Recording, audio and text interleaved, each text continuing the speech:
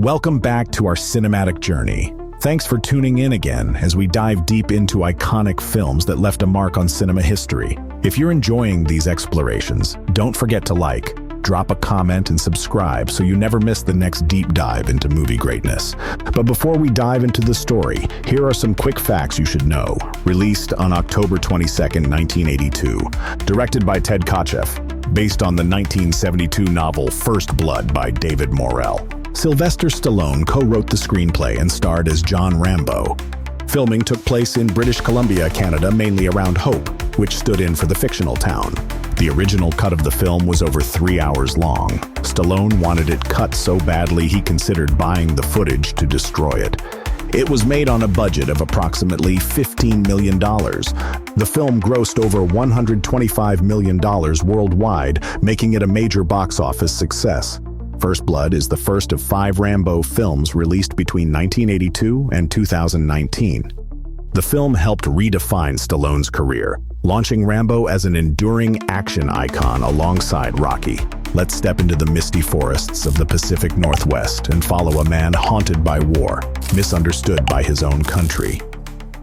A man named John Rambo.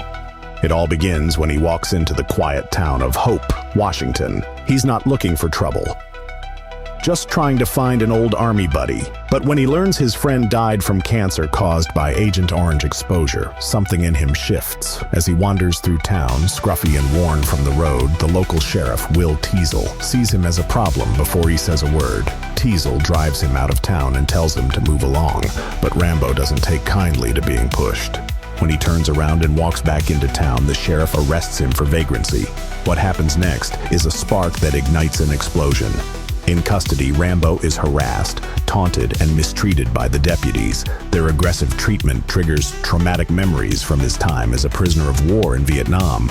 And just like that, the soldier they've cornered turns into the warrior the war created. He snaps.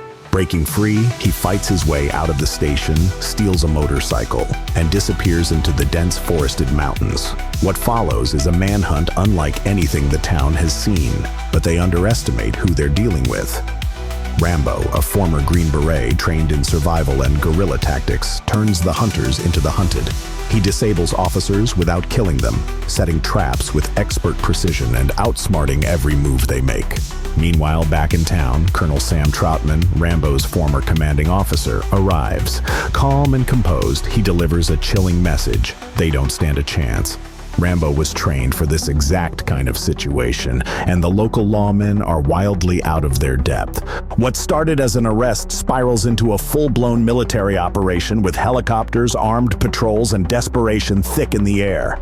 But even as Rambo continues to evade capture, he's not looking to kill. He just wants to be left alone. His war isn't with the people. It's with the way he's been treated, discarded like a weapon after serving his country.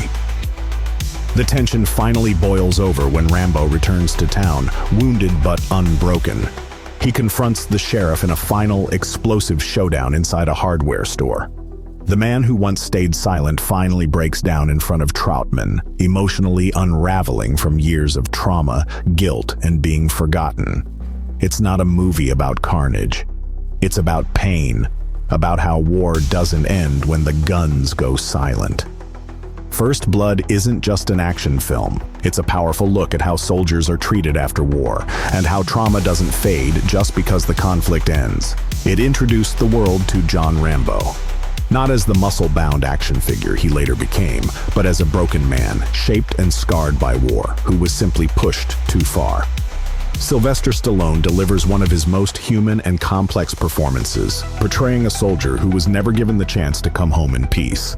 It's raw, emotional, and grounded in a reality that still resonates. At just over 90 minutes, First Blood packs intensity, emotion, and meaning into every frame, reminding us that the biggest battles are often the ones we fight inside ourselves.